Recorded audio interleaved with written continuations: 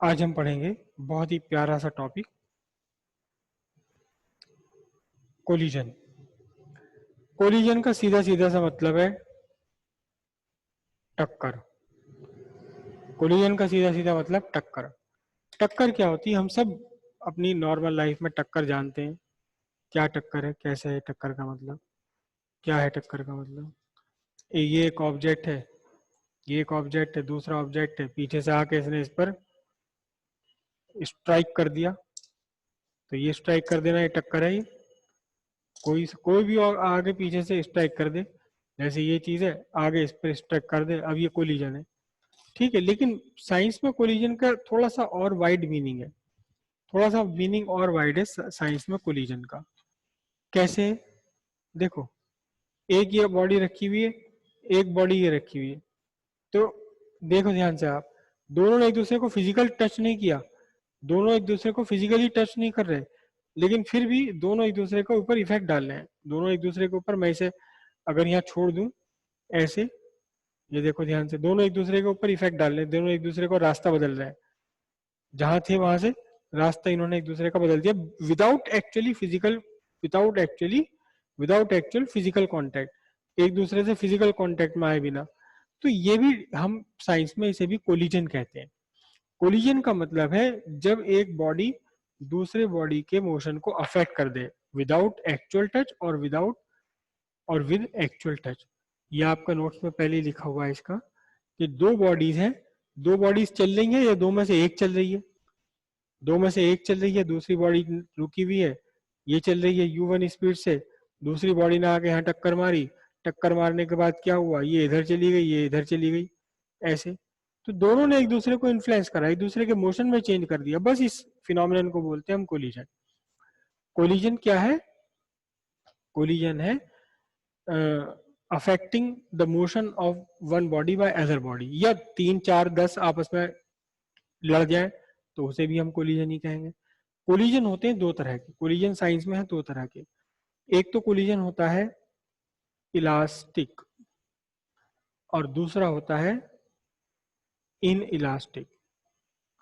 एक collision elastic, एक collision in elastic. ठीक है, जब दो बॉडीज आपस में टकराती हैं, जब दो बॉडीज आपस में टकराती हैं तो क्या होता है, इनका मोमेंटम कंजर्व रहता है। क्या? हम लीनियर मोमेंटम की बात कर रहे हैं। लीनियर मोमेंटम क्या रहा? कंजर्व रहा। हम मान के चल रहे हैं कि इन बॉडीज में कोई भी रोटेशनल मोशन नहीं है, घुमाव वाला मोशन नहीं है, न टकराने से पहले न टकराने के बाद। इनइलास्टिक कोलिजन जब होता है तो लीनियर मोमेंटम कंजर्व है, इसमें भी, दोनों में ही लीनियर मोमेंटम कंजर्व है, इलास्टिक कोलिजन और इनइलास्टिक कोलिजन का। आपने पीछे लॉज ऑफ मोशन में, न्यूटन्स लॉज ऑफ मोशन में कंजर्वेशन ऑफ लीनियर मोमेंटम का कंसेप्ट पहले ही पढ़ रखा है। क्या पढ़ रखा है कंसेप्ट लीनियर मोमेंटम का? कि दो बॉडीज हैं, एक ये बॉडी M1, ये बॉडी M2, ये U1 स्पीड से चल रही है, ये पीछे से U2 स्पीड से आई, U2 is greater than U1, पीछे से आके टक्कर मारी, कांटेक्ट हुआ इनका दोनों का। ठीक है, ये M2 मास वाली, M1 मास वाली, और फिर उसके बाद टकराने के बाद, लड़ने के बाद फिर हट गई है, ये V1 वेलोसिटी चलने लगा, ये V2 वेलोसिटी चलने लगा, ये M2 है, ये M1 है, और यहाँ आपकी अब V1 ग्रेटर देन V2 है। तो आपने क्या क्या इसका फॉर्मूला निकाला था? आपने ये निकाला था M1U1 plus M2U2 is equals to M1V1 plus M2V2। M1U1 क्या है? बिफोर कोलिजन, कोलिजन से पहले, टकराने से पहले फर्स्ट बॉडी का मोमेंट, लीनियर मोमेंटम। M2U2 क्या है? टकराने से पहले सेकंड बॉडी का लीनियर मोमेंटम। और M1V1 क्या है? टकराने के बाद फर्स्ट बॉडी का लीनियर मोमेंटम। M2V2 क्या है? टकराने के बाद सेकंड बॉडी का लीनियर मोमेंटम। तो टकराने से पहले, कोलिजन से पहले मोमेंटम, टोटल मोमेंटम, सिस्टम का टोटल मोमेंटम, सिस्टम हो गया। अब ये M1 M2 बॉडी से मिलकर के सिस्टम बन गया। सिस्टम का मोमेंटम टकराने से पहले, सिस्टम का मोमेंटम टकराने के बाद, दोनों बार सेम रहता है। अगर किसी में से किसी एक का मोमेंटम कम हो गया तो दूसरे का मोमेंटम अपने आप उतना ही बढ़ जाता है। तो इलास्टिक कोलिजन और इन इलास्टिक कोलिजन दोनों में ही लीनियर मोमेंटम कंसेप्ट कंजर्व रहना है, मोमेंटम यानी बिफोर कोलिजन और आफ्टर कोलिजन मोमेंटम सेम रहना। लेकिन लीनियर कोलिजन में एक चीज और कंजर्व रहती है, क्या? Kinetic energy. Linear elastic collision में मोमेंटम कंजर्व है ही, लेकिन काइनेटिक एनर्जी भी कंजर्व है। लेकिन यहां आपकी काइनेटिक एनर्जी नॉट कंजर्व्ड, यहां काइनेटिक एनर्जी घट जाएगी या बढ़ जाएगी, दोनों में से कुछ भी काम हो सकता है, लेकिन सेम नहीं रहेगी। लीनियर मोमेंटम दोनों भाई ही कंजर्व है, इलास्टिक कोलिजन में भी, इन इलास्टिक कोलिजन में भी। लेकिन काइनेटिक एनर्जी केवल इलास्टिक कोलिजन में कंजर्व है, इन इलास्टिक कोलिजन में काइनेटिक एनर्जी कंजर्व नहीं है, या तो बढ़ जाएगी या घट जाएगी, दोनों में से कोई भी काम हो जाएगा। समझ रहे हो बात को? मतलब क्या हुआ कि जब आप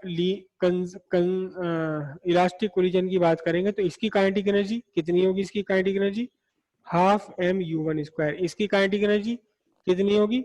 half M two u two square. Half M one u one square, दोनों का सम कितना हो गया? जोड़ दो। फिर टकराने के बाद इसकी काइनेटिक एनर्जी कितनी बनेगी? Half M one V one square. टकराने के बाद इसकी एनर्जी कितनी बनेगी? Kinetic energy half M two V two square. दोनों को जोड़ दो। जितनी काइनेटिक एनर्जी टकराने से पहले सबकी मिला करके, उतनी ही काइनेटिक एनर्जी टकराने के बाद भी सबकी मिला करके। ये होगा कौन से वाले केस में होगा? ये होगा आपका जब इन दोनों के बीच में कोलिजन कैसा है? कोलिजन है इलास्टिक, परफेक्टली इलास्टिक। और अगर इनइलास्टिक कोलिजन हुआ तो फिर मोमेंटम कंजर्व रहेगा, लेकिन काइनेटिक एनर्जी कंजर्व नहीं रहेगी। तो दो तरह के हमारे कोलिजन हो गए, दो तरह के कोलिजन हो गए, इलास्टिक एंड इनइलास्टिक। लेकिन एक्चुअल में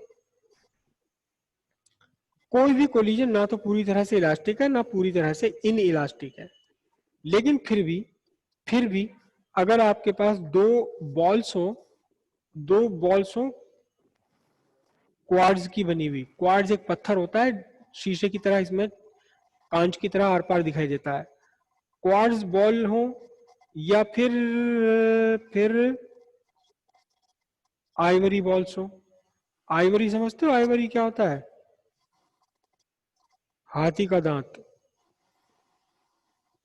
हाथी का दांत कौन सा वाला जो उसके बाहर निकले रहते हैं दो, वो वाला कहलाता आइवरी। तो हाथी दांत की बनी हुई दो बॉल हो, तो इन दोनों बॉल्स के बीच में अगर आप कोलिजन कराएंगे तो वो लगभग इलास्टिक ही होता है। और इसी तरह कोई भी कोलिजन पूरी तरह इनइलास्टिक नहीं है, पूरी तरह इनइलास्टिक नहीं है कोलिजन। देखो मैंने इन दो बॉडीज को यहाँ आपस में कोलिड कराया, अब ये कोलिजन हुआ, इनके अपने मोशन में चेंज आ गया, इधर उधर चले गए। लेकिन अब जो ये कोलिजन हो रहा है ये ना तो इलास्टिक है पूरी तरह से, ना इलास्टिक है। इसमें कुछ करेक्टर इलास्टिसिटी के हैं, कुछ करेक्टर इन इलास्टिक के हैं। तो अगर दो क्वार्ट्ज बॉल के बीच में आप टक्कर करा दें तो लगभग वो इलास्टिक कोलिजन होगा। अगर दो आइवरी बॉल्स के बीच करा दें तो लगभग वो इलास्टिक कोलिजन होगा। मतलब ये तो इलास्टिक हो जाएंगे आपके। और इसी तरह कोई भी कोलिजन पूरी तरह से इन इलास्टिक भी नहीं है, थोड़ा सा उसमें इलास्टिक का कैरेक्टर होता है। लेकिन फिर भी अगर आपके पास दो क्ले बॉल्स हैं, clay balls, clay balls, clay balls का मतलब मिट्टी जो खिलौने विलौने बनाने के लिए क्ले आती है।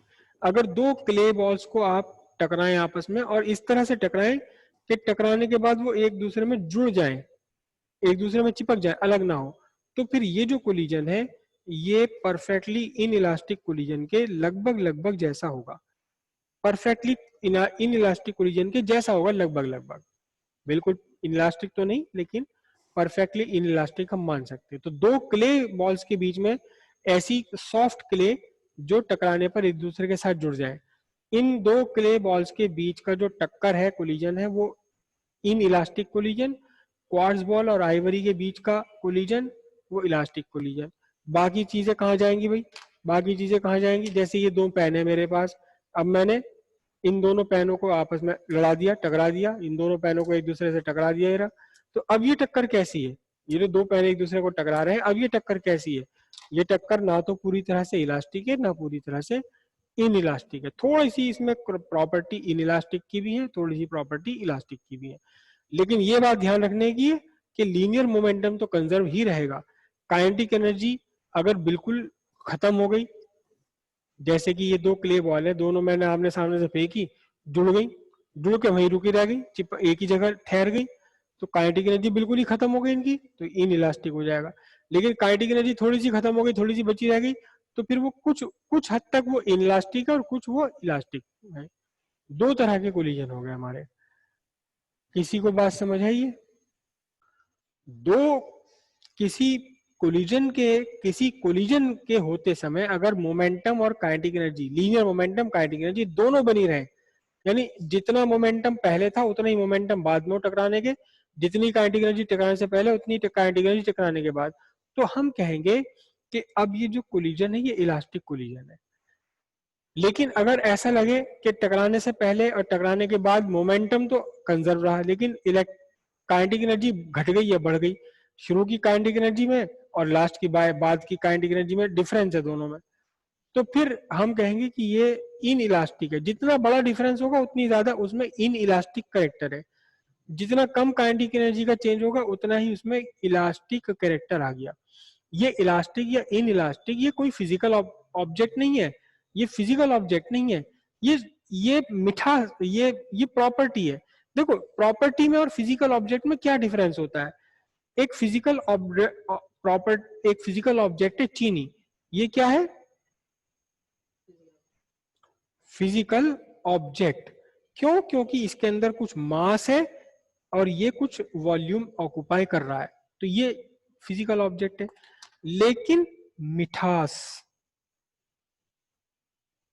मिठास ये क्या है? ये प्रॉपर्टी है, इसे आप तोल थोड़ी रख सकते हो। 1 किलो चीनी में 1 किलो मिठास थोड़ी ना होती, मिठास है, मीठी है चीनी भाई। एक चम्मच चीनी में जितनी मिठास होगी उतनी 1 किलो चीनी में मिठास होगी, ये प्रॉपर्टी है। तो ये जो कोलिजन इलास्टिक और इन इलास्टिक चीज है, ये वर्ड ये प्रॉपर्टी के लिए है, ये कोलिजन की प्रॉपर्टी है, टकराते टाइम की प्रॉपर्टी है। कौन सा कोलिजन? कोलिजन किस टाइप का? इलास्टिक कोलिजन है या इलास्टिक कोलिजन है? इलास्टिक कोलिजन कब होगा? जब काइनेटिक एनर्जी और लीनियर मोमेंटम दोनों बने रहे। बने रहे का मतलब जितनी मोमेंटम पहले उतना ही मोमेंटम बाद में, जितना काइनेटिक एनर्जी पहले उतनी काइनेटिक एनर्जी बाद में, तो हम कहेंगे कि ये काइनेटिक एनर्जी और लीनियर मोमेंटम दोनों कंजर्व है, तो ये इलास्टिक कोलिजन है। अगर अगर आपको ऐसा लगे मोमेंटम कंजर्व है लेकिन काइनेटिक एनर्जी कंजर्व नहीं है, तो फिर क्या होगा? फिर इनइलास्टिक कोलिजन कहेंगे उसे हम। बात कुछ समझ आई? ये जिसके कंजर्व रहने की हम बात कर रहे हैं, ये लीनियर मोमेंटम, ये लीनियर मोमेंटम है क्या? सर जो शुरू का मोमेंटम है सर कोलिजन से पहले का, वो बाद के मोमेंटम के इक्वल है। नहीं नहीं, ये तो आपने कंजर्वेशन ऑफ मोमेंटम बता दिया। लेकिन मैं अगर आपसे पूछना चाहूँ, सीखना चाहूँ, समझना चाहूँ कि ये लीनियर मोमेंटम क्या भला है, जिसको हम कह रहे हैं कि शुरू में भी सेम और आखिर में भी सेम, टकराने से पहले भी जितना उतना ही टकराने के बाद, लेकिन ये खुद लीनियर मोमेंटम क्या है? तो ये कैसे बताओगे सर कि जैसे कि सर डिस्टेंस होती है सर लीनियर की, हमने तय जो डिस्टेंस करी है, वैसी ऑब्जेक्ट की सर जो सर मोशन है सर ऑब्जेक्ट का, सर उसका मोमेंटम मतलब सर टकराने के बाद सर मास सेम हो, उसकी सर वेलोसिटी भी सेम हो, टकराने से पहले भी है टकराने से बाद में। ये अब आप सुचित बोल रहे हो या प्रियांशु बोल रहे हो? सर प्रियांशु। प्रियांशु, हाँ प्रियांशु, मुझे अब भी बात समझ नहीं आ सर रही। मास तो सेम, मतलब अगर मैं ये जानना सर चाहूँ मास तो सेम है सर, उसकी लीनियर वेलोसिटी मोमेंटम भी। क्या है अपने आप में, लीनियर मोमेंटम क्या है? लाइन में मोमेंटम। सौरभ, सौरभ आपका माइक ओपन हुआ था, क्या है लीनियर मोमेंटम, बताओ जरा। सर लाइन में मोमेंटम कोई स्ट्रेट लाइन हो या कुछ लाइन में मोमेंटम होता है। कुछ सौरभ की बात मुझे कुछ समझ नहीं आई, जरा सौरभ एक बार फिर से बताओ।